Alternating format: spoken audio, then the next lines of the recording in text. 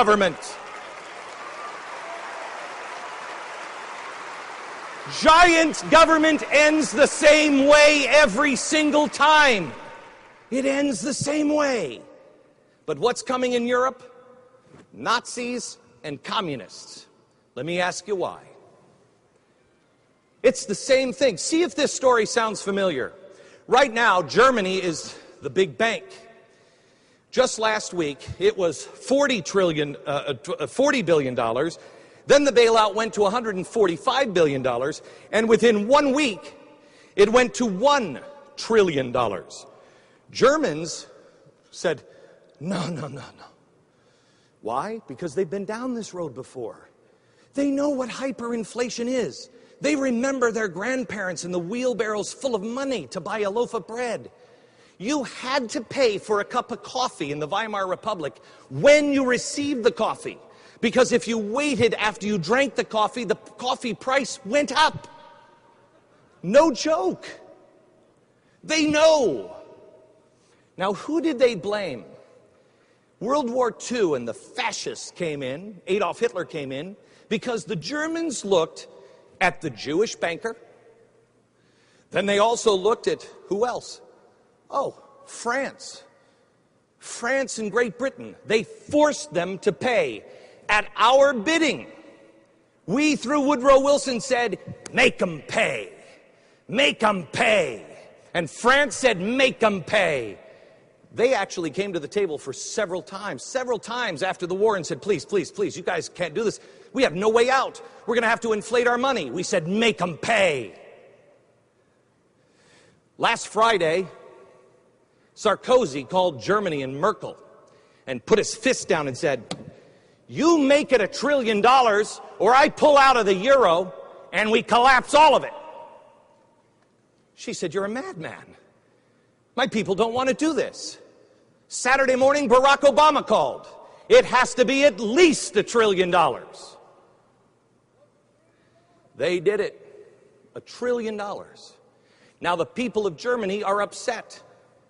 Who made them do it? The French and the Americans. Why? Because of the problems that the bankers had. You add one word, Jewish, and you've got the whole nightmare starting all over again. What are we doing? We can see the problem.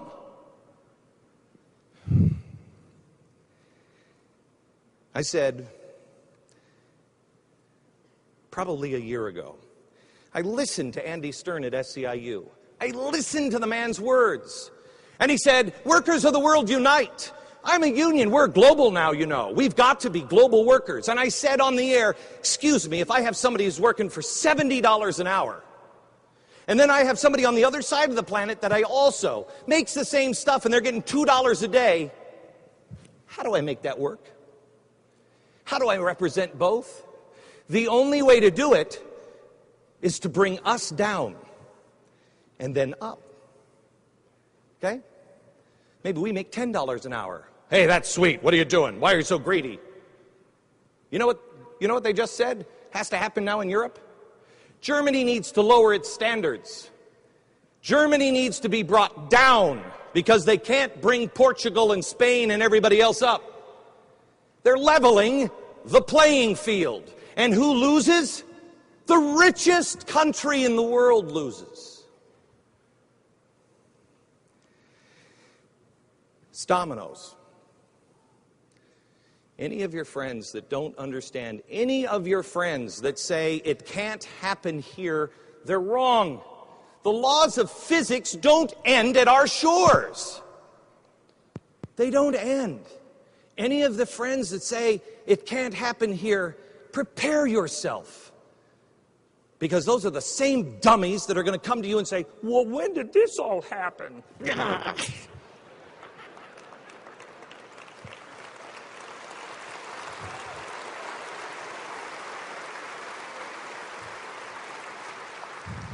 In 1962, there was a book written by a guy named Carroll Quigley. You should look it up. It was called Tragedy and Hope. In it, the tragedy was World War. The hope What's the way to end it? The way to end it was mutually assured destruction. But they went farther, mutually assured economic destruction. They tied, he proudly announced, all of the economies together so there would never be a world war again. Because you'd know if you destroy Europe, America would fail. If Europe destroyed the Middle East, we would all fail. That it would domino into each other. He proudly announced this in 1962, and nobody has gone back and said, wait a minute, what happens if there's a glitch in the system? What happens if everything starts to fall apart? What happens if people didn't use nuclear weapons, instead they used greed?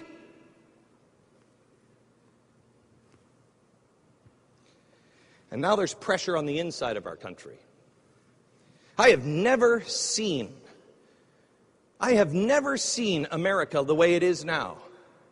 I promised my radio listeners on 9/11 this one promise, and I promise it to you now. This country will never fail by an outside force. This country will only be destroyed if we destroy ourselves. United we stand, divided we fall. We can stand together and beat it.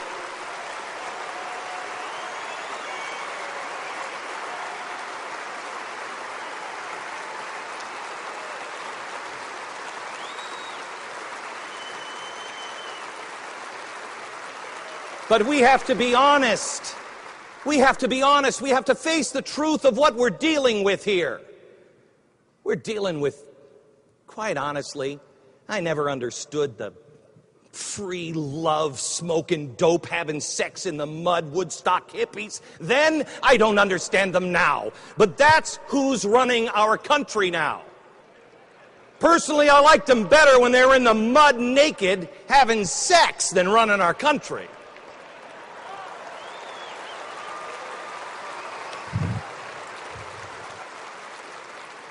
But they are putting pressure on our country from the inside. Our faith is down. Our churches are emptying out. You know why? Because our churches don't stand for anything anymore. You go back into church and you demand from your pastor, your priest, or your rabbi, you go back in and say something, man. I can get this at home. Stand up.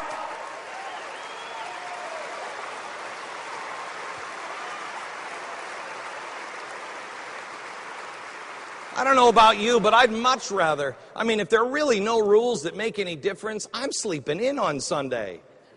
I can sit around eating Doritos, watching HBO in sweatpants. I'd much rather do that than go to church if everybody can make up the rules. There are principles that we have to reunite with.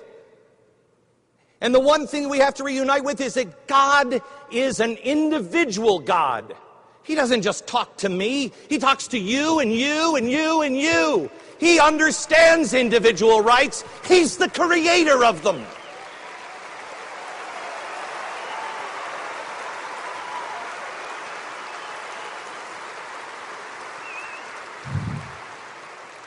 We have lost faith in faith.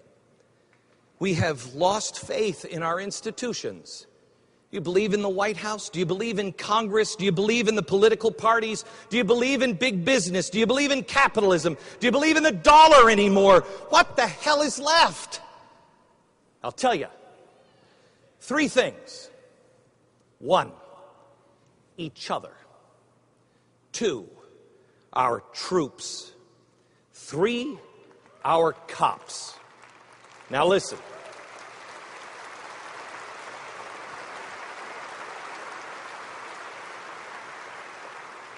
They're dividing us. And I got news for you.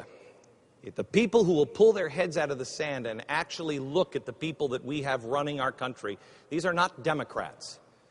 These are revolutionaries. They are Marxist revolutionaries. They are not Democrats.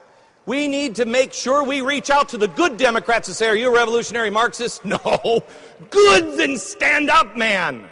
Because the Republicans and the Democrats are being rotted from the inside. And they're all playing the old game. The game has changed. You're not playing the typical game that we all hated. You're playing a game now with, that we really, really hate. You've got to understand the world has changed overnight. Change, they meant it. Transformation. What's left? Each other.